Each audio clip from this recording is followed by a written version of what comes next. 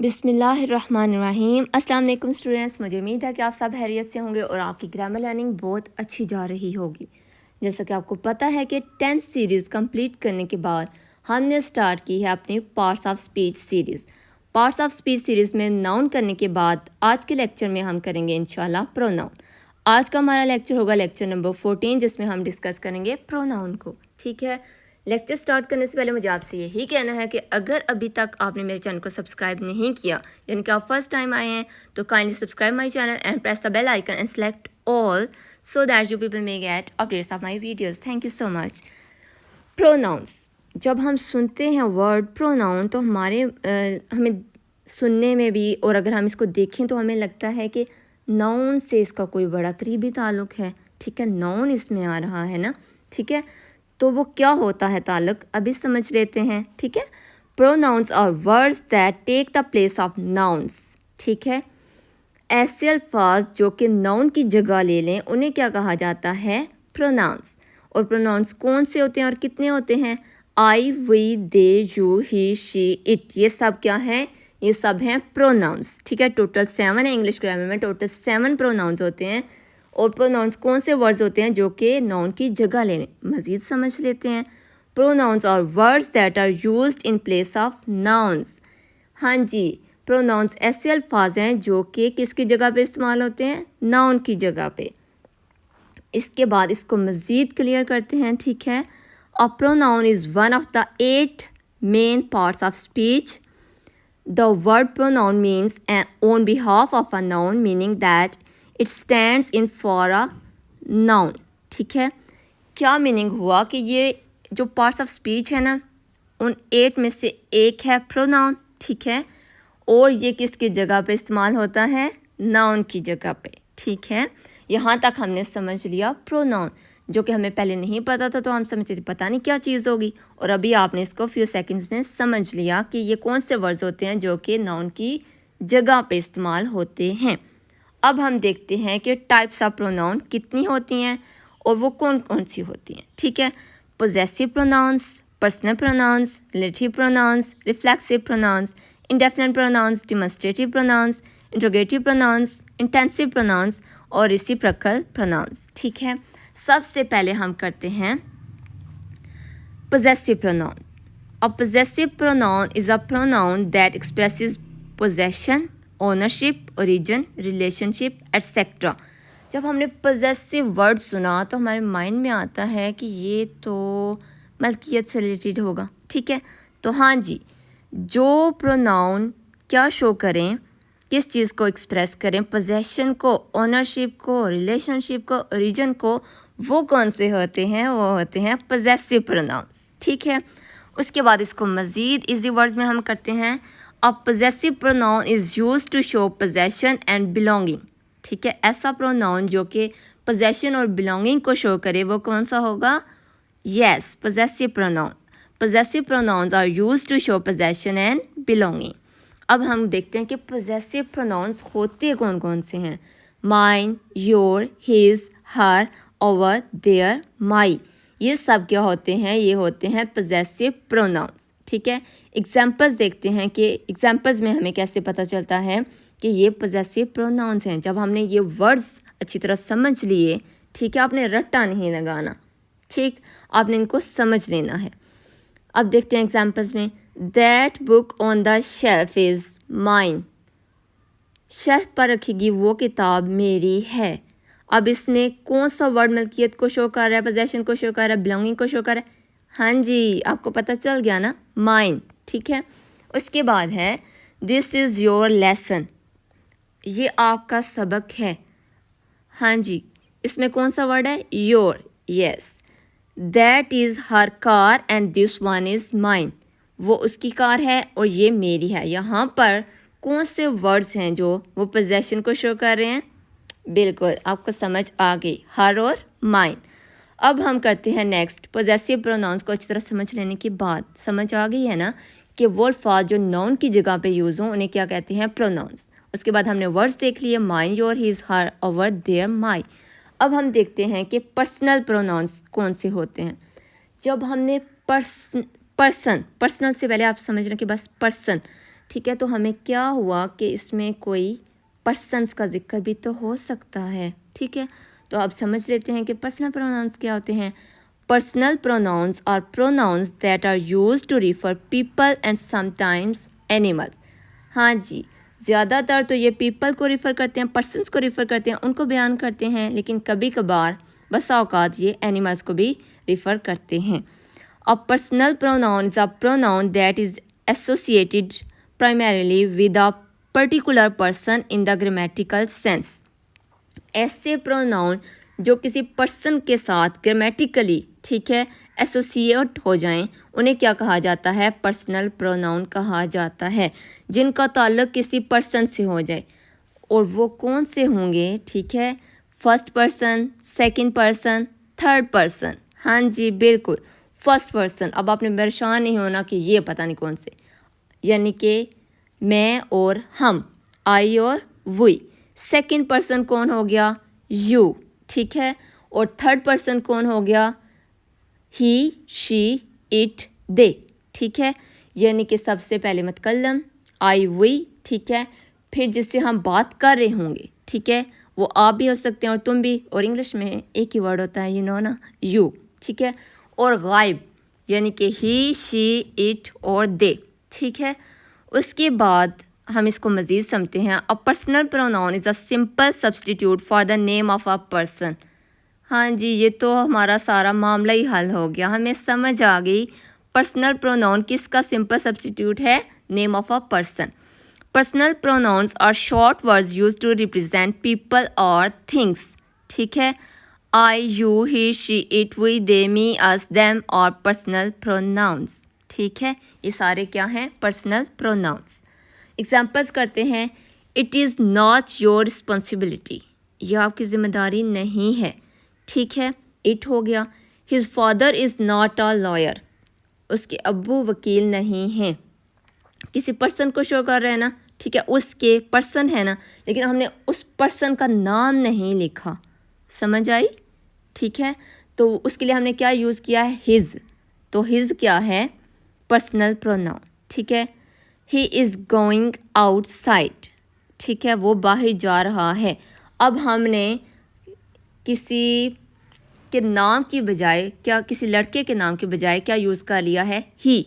तो ही क्या हो गया, पर्सनल प्रोनाउन, यानी कि ये पर्सन्स के नेम्स की जगह पे यूज़ होते हैं। क्लियर हो गया, जो नाउन्स पर्सन्स के नेम्स की जगह पे यूज़ हों उन्हें क्या कहते हैं, personal pronounce. Personal pronounce total कितने होते हैं, 3। कौन कौन से, first person, second person, third person. First person में कौन से आते हैं, आई और वी, यानी कि मैं और या फिर हम। सेकंड में यू। थर्ड में कौन से होते हैं, ही, शी, इट, दे, ठीक है। उसके बाद हम करते हैं रिलेटिव प्रोनाउन। रिलेटिव प्रोनाउंस में कौन से होते हैं, A relative pronoun is a word that connects a dependent clause with an independent clause, ठीक है।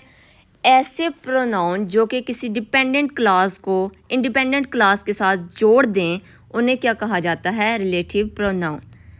उसके बाद इसको मज़ीद समझ लेते हैं। Relative pronouns are used to form complex sentences, यानी कि जब एक सिंपल सेंटेंस होगा, ठीक है, 2 सिंपल सेंटेंसेस होंगे और उनको हम जोड़ देंगे तो वो क्या बन जाएंगे, रिलेटिव प्रोनाउंस, ठीक है, वो कम्प्लेक्स सेंटेंसेस बन जाएंगे। उसके बाद इसको मज़ीद समझ लेते हैं। A relative pronoun is used to connect a clause और a phrase to a noun और प्रोनाउन, ठीक है। क्या हुआ कि a relative pronoun is used, ये किस लिए इस्तेमाल होते हैं, टू कनेक्ट अ क्लॉज और अ फ्रेज, किसी क्लास को। यहाँ पर मैं आपको छोटा सा इसका बताती हूँ, क्लास क्या होता है। क्लास क्या होता है, कंप्लीट सेंटेंस, और फ्रेज क्या होता है, इनकम्प्लीट सेंटेंस, ठीक है। इनकम्प्लीट सेंटेंस को फ्रेज और कंप्लीट सेंटेंस को हम क्या कहते हैं, क्लॉज। ऐसे प्रोनाउन जो कि किसी क्लॉज या फ्रेज को नाउन या प्रोनाउन के साथ जोड़ दें वो क्या होते हैं, रिलेटिव प्रोनाउंस, ठीक है। समझ आ गई, आपने कंफ्यूज नहीं होना, इसको रट्टा नहीं लगाना, आराम से समझना है, इंशाल्लाह it will be clear to you. ऐसे प्रोनाउंस जो कि क्या करें, जो कि किसी क्लॉज या फ्रेज को किसी नाउन या प्रोनाउन के साथ जोड़ दें वो क्या होते हैं, रिलेटिव प्रोनाउंस। जो कि क्या करें, जो कम्प्लेक्स सेंटेंसेस को बनाएं, ठीक है, फॉर्म करें, उनको बनाएं। या फिर क्या करें, डिपेंडेंट क्लास को इंडिपेंडेंट क्लास के साथ कनेक्ट कर दें, वो होते हैं रिलेटिव प्रोनाउंस। अब कौन से होते हैं वो वर्ड हम देख लेते हैं। When, who, whom, which, whose, what, that और रिलेटिव प्रोनाउंस। ठीक है, ये जो वर्ड हैं अच्छी तरह समझ लीजिएगा, फिर आपको ऑटोमेटिकली रिलेटिव प्रोनाउंस समझ आ जाएंगे। एग्जाम्पल्स हम सेंटेंसेस में करते हैं कि जब हमारे पास सेंटेंसेस होंगे तो हमें कैसे पता चलेगा कि ये रिलेटिव प्रोनाउंस हैं। हमें ऐसे पता चलेगा कि एग्जाम्पल्स देखते हैं। आई मेट अ गर्ल, मैं एक लड़की से मिली। Whose name I don't know, ठीक है, whose name I don't know, जिसका नाम मुझे नहीं पता। अब ये है कि मैं एक लड़की से मिली जिसका नाम मुझे नहीं पता। ठीक है, नाम मुझे नहीं पता, मैं एक लड़की से मिली, नाम मुझे नहीं पता। ठीक है, ऐसे कहते हैं तो ये हमें एग्जैक्ट मीनिंग नहीं दे रहा। इन दो सेंटेंसेस को मिलाने के लिए हमने कौन सा वर्ड यूज़ किया, हुज। तो क्या बन गया, I met a girl whose name I don't know. ठीक है, तो यहाँ पर हुज क्या हुआ, रिलेटिव प्रोनाउन। समझ आ रही है ना, गुड। ओके, उसके बाद है he bought a book which was very interesting. उसने एक किताब खरीदी जो कि बहुत दिलचस्प थी। ठीक है, अब अगर हम ऐसे करें कि he bought a book was very interesting, अब हमें समझ नहीं आएगी कि एग्जैक्ट इसका मीनिंग क्या है। हम वो जोड़ तोड़ करके अपने लिए समझ तो लेंगे, लेकिन एग्जैक्ट हमें वो मीनिंग कन्वे नहीं होगा जब तक हम इसमें क्या नहीं पुट करेंगे, विच। ठीक है, अब समझ आई कि कैसे ये कनेक्ट करता है फ्रेज या क्लास को नाउन या प्रोनाउन के साथ। ठीक है, he bought a book which was very interesting, तो यहाँ पर विच क्या है, विच है रिलेटिव प्रोनाउन। इसी तरह हम करते हैं, this is the cake which Ali made. ये केक है जो किसने बनाया है, जो अली ने बनाया है। अब अगर हम करें this is the cake Ali made, ठीक है, तो वही एग्जैक्ट मीनिंग हमें नहीं समझ आता। लेकिन फिर क्या होता है, जब हम विच इसमें पुट करते हैं, this is the cake which Ali made, तो हमें एग्जैक्ट मीनिंग समझ आ जाता है। यानी कि दो जुमलों को जब जोड़ देते हैं, कनेक्ट कर देते हैं दो क्लासेस को, ठीक है, तो वो क्या बन जाता है, वो रिलेटिव प्रोनाउन बन जाता है। 12 May is the date when she was born. ठीक है, 12 मई वो डेट है जब वो पैदा हुई थी। ठीक है, इसमें हमने कौन सा वर्ड यानी कि कौन सा रिलेटिव प्रोनाउन यूज़ किया, व्हेन। यहाँ तक हमने समझ लिया रिलेटिव प्रोनाउन। नेक्स्ट हम करते हैं रिफ्लेक्सिव प्रोनाउन। रिफ्लेक्सिव प्रोनाउंस कौन से होते हैं, reflexive pronouns are words ending in self और सेल्व्स। ऐसे प्रोनाउंस जिनके एंड पर क्या आए, सेल्फ आए या फिर सेल्व्स आए, उन्हें क्या कहा जाता है, उन्हें कहा जाता है reflexive pronouns. These pronouns are used when the subject and object of a sentence are same। ठीक है, जब सब्जेक्ट और ऑब्जेक्ट सेम होगा, ठीक है, तो फिर हम क्या यूज़ करेंगे, रिफ्लेक्सिव प्रोनाउंस। सबसे पहले तो आप इसकी निशानी अपनी समझ में रख लें कि रिफ्लेक्सिव प्रोनाउंस के एंड पर क्या आता है, सेल्फ या सेल्व्स। ठीक है, अगर सिंगुलर है तो सेल्फ होगा और अगर प्लूरल है तो सेल्व्स होगा। ठीक है, तो अब हम देखते हैं कि ये कौन से होते हैं, myself, yourself, itself, herself, himself, ourselves, themselves, all are reflexive pronoun. अब मैंने कहा कि जब ये क्या होगा, इसका सब्जेक्ट और ऑब्जेक्ट सेम होगा, ठीक है, तो वो होगा रिफ्लेक्सिव प्रोनाउन। अब आपको पता होना चाहिए कि आई के लिए क्या हम यूज़ करते हैं। ठीक है, अगर सब्जेक्ट आई है तो इसका ऑब्जेक्ट क्या बन जाएगा, फिर इसके अकॉर्डिंग अगर हम इसको समझें, माई या माइन। ठीक है, वी का अस, दे का देम देयर, ठीक है, ही का हिज, शी का हर, ठीक है, इसी तरह एट्सेट्रा। ओके जी, करते हैं अब examples. She looked her self in the mirror, उसने खुद को मिरर में देखा। तो यहाँ पर जो हर सेल्फ है वो क्या है, यस, वो है reflexive pronoun. You should do your work your self, आपको अपना काम खुद करना चाहिए। तो योर सेल्फ क्या है, हाँ जी, ये है रिफ्लेक्सिव प्रोनाउन।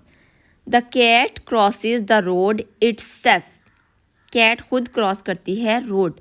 यहाँ पर जो इट्स सेल्फ है जो कैट के लिए यूज़ हुआ है, ठीक है, तो वो क्या है, वो है रिफ्लेक्सिव प्रोनाउन। अब हम करते हैं इंडेफिनेट प्रोनाउंस।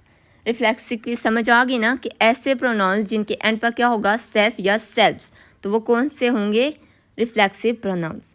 उसके बाद करते हैं इंडेफिनेट प्रोनाउंस। इंडेफिनेट प्रोनाउन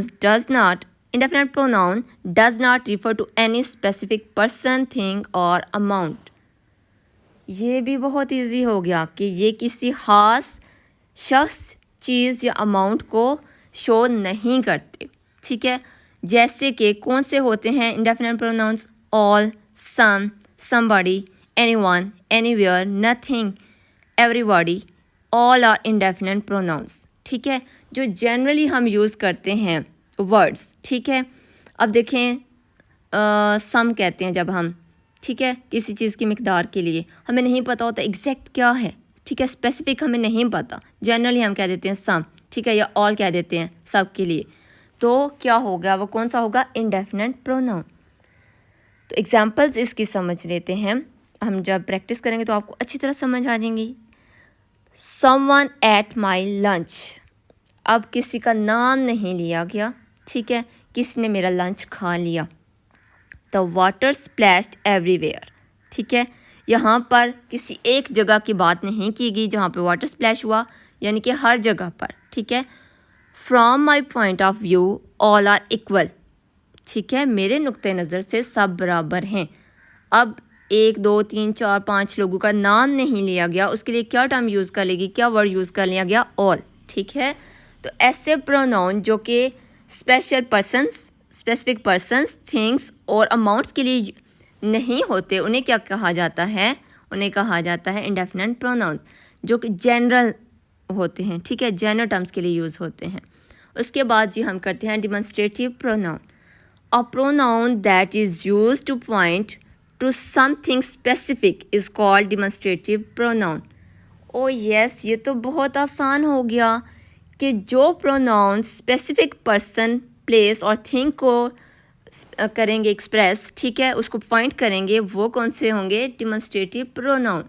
तो यहाँ पर एक चीज़ आपने देखनी है, और वो क्या है कि ये ऑपोजिट किसके हो गए, बिल्कुल ठीक समझे आप, इंडेफिनेट प्रोनाउंस के। इंडेफिनेट में क्या था, वो स्पेसिफिक पर्सन्स के लिए नहीं होता था, और यहाँ पर ये क्या है, ये स्पेसिफिक चीज़ों के लिए है, ठीक है। तो जो स्पेसिफिक चीज़ों के लिए हो उसे कौन सा प्रोनाउन कहते हैं, उसे कहते हैं डिमॉन्स्ट्रेटिव प्रोनाउन। और वो कौन से होते हैं, this, that, these, those, all are demonstrative pronouns, ठीक है। बहुत ईजी है ये एग्जाम्पल, तो इसकी यूँ से हो जाएंगी, ठीक है। This is my favourite shirt, अब हमने इसको पॉइंट आउट कर दिया कि ये वाली शर्ट मेरी फेवरेट है, ठीक है। हमने ऑल, सम, एवरीबॉडी, एवरीडे इस तरह के वर्ड्स नहीं यूज़ करने, अब हमने एग्जैक्ट बताना है।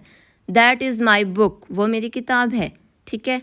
अब हमने स्पेसिफिक कर दिया कि ये वो वाली ही मेरी किताब है। दोज आर माई क्लॉथ्स, ठीक है। अब जब कहीं पे मिक्स कपड़े पड़े हों तो आप स्पेसिफिक कपड़ों की तरफ इशारा करके बता रहे हैं कि वो आपके हैं, ठीक है, यानी कि यहाँ पर माइन है तो वो मेरे हैं, समझ आ गई। उसके बाद हम करते हैं reciprocal pronouns. Reciprocal pronouns, reciprocal word होता है बार बार यूज़ होने वाला, मुतबादल, ठीक है, जो बार बार यूज़ हो। Reciprocal pronouns express mutual relationships और एक्शंस, बाहमी रिश्तों को या जो एक्शंस होते हैं उनको ये एक्सप्रेस करता है, ठीक है, ताल्लुकात को। These pronouns show a mutual relationship between two subjects or objects, ठीक है, जैसे हम इंसानों के रिलेशनशिप्स होते हैं ना, ठीक है, तो इसी तरह इन वर्ड्स के भी होते हैं। तो जोन से प्रोनाउंस सब्जेक्ट और ऑब्जेक्ट में क्या करेंगे, रिलेशनशिप, म्यूचुअल रिलेशनशिप शो करेंगे, वो कौन से होंगे, रेसिप्रोकल प्रोनाउंस, ठीक है। और उसमें कौन से वर्ड्स होते हैं, ईच अदर, एन अदर और रेसिप्रोकल प्रोनाउंस, ठीक है। एग्जांपल्स इसकी कर लेते हैं। Ali and Hasan work with each other, एक दूसरे के साथ काम करते हैं, ठीक है। उसके बाद we should help one another, हमें एक दूसरे की मदद करनी चाहिए, ठीक है। They gave gifts to one another, ठीक है। सब्जेक्ट और ऑब्जेक्ट के दरमियान क्या शो हो रहा है, म्यूचुअल रिलेशनशिप, समझ आई, ठीक है। अब जैसे हम कहते हैं दे गेव गिफ्ट्स, उनने गिफ्ट दिए, टू वन अनदर, एक दूसरे को, ठीक है। एक दूसरे का ताल्लुक किससे हो गया, दे से, इनके दरमियान क्या आ गया, म्यूचुअल रिलेशनशिप। तो ये हमारा हो गया रेसिप्रोकल प्रोनाउन। ठीक है, यहाँ तक हमारा आज का लेक्चर कंप्लीट हो चुका है और इसमें हमने क्या आज के लेक्चर में समझा है, हमने समझा है, डिस्कस किया है प्रोनाउन को, होते क्या हैं प्रोनाउंस, ठीक है, उनकी टाइप्स को एग्जांपल्स के साथ, इजी एग्जांपल्स के साथ और हर टाइप की इजी डेफिनेशन की सिंपल वर्ड्स में, ताकि आपके सारे कॉन्सेप्ट्स क्लियर हो जाएं। उम्मीद है कि आपको आज का लेक्चर समझ आ गया होगा। इंशाल्लाह नेक्स्ट लेक्चर में हम करेंगे वर्ब। तब तक अल्लाह हाफिज़।